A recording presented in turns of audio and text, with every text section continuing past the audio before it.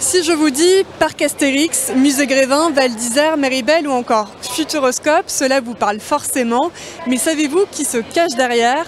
Depuis 30 ans, la Compagnie des Alpes s'est imposée comme un leader de l'industrie des loisirs. Nous sommes avec son directeur général, Dominique Thillot. Bonjour. Quel est le point commun entre toutes vos marques? Le point commun, c'est qu'on propose partout des expériences incroyables.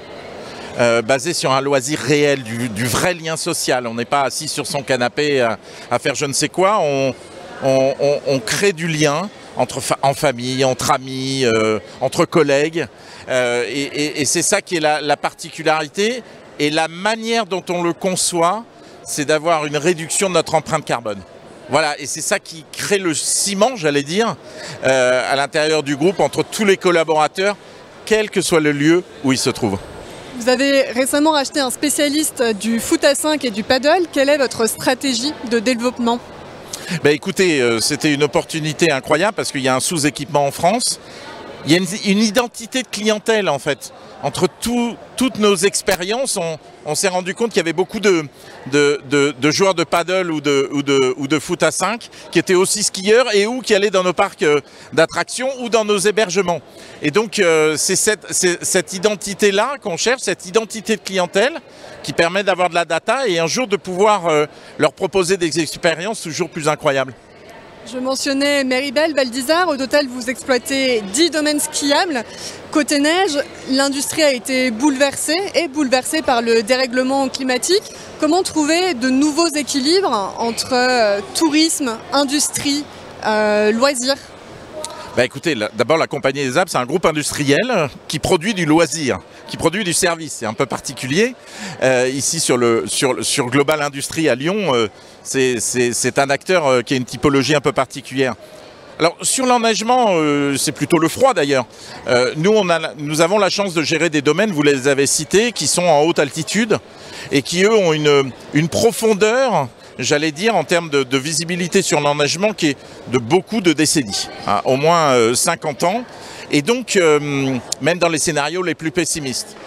Ceci étant dit, par conviction, et parce qu'on a du temps, profitons-en, il faut qu'on réduise cette empreinte carbone, il faut qu'on réduise notre impact, on fait notre part, on essaie de contribuer aussi à notre scope 3, donc la misère des autres, entre guillemets, mais là on est en grande partie en dehors de notre champ d'action possible.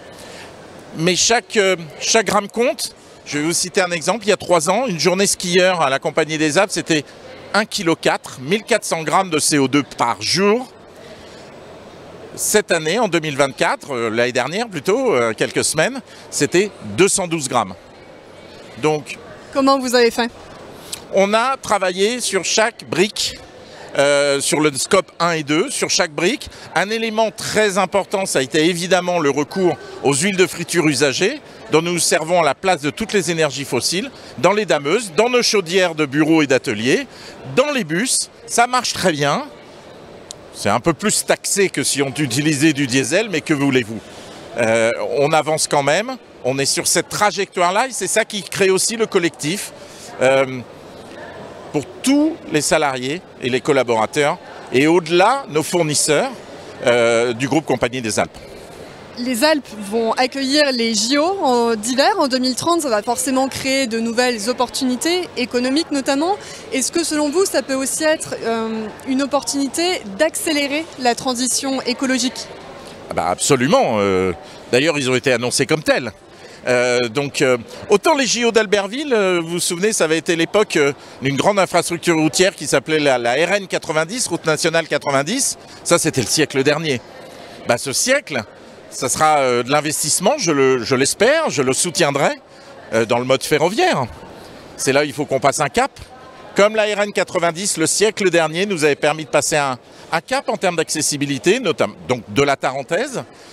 Il faut que ces jeux qui sont annoncés pour 2030 permettent de passer sur le mode ferroviaire, un mode un peu moins polluant, permettent de passer là aussi un cap. Et c'est tout l'enjeu aussi de ces jeux qui j'espère seront exceptionnels et surtout durables.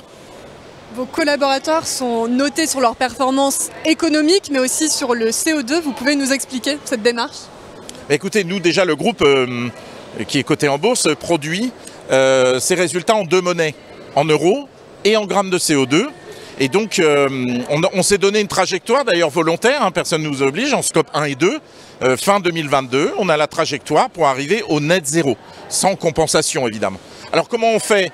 Mais même nos emprunts bancaires, le taux varie en fonction de notre performance environnementale. Et donc les parts variables des collaborateurs, y compris la mienne, dépendent à la fois de la performance économique et à la fois de la performance environnementale. C'est bien légitime, il n'y a pas eu de réaction au sens négatif du terme, puisque tout le monde est engagé et a ça en tête. C'est le fondement de l'engagement, c'est notre raison d'être. Merci beaucoup, je vous laisse le mot de la fin. Ben écoutez, on est aujourd'hui au Global Industrie, on ne lâche rien, et donc c'est pas parce qu'il pleut ou qu'il neige qu'on va pas rentrer sur le terrain pour gagner le match, même si nous, à la Compagnie des Alpes, on aime bien quand il neige. Merci beaucoup, Dominique Thiault. Merci. Merci.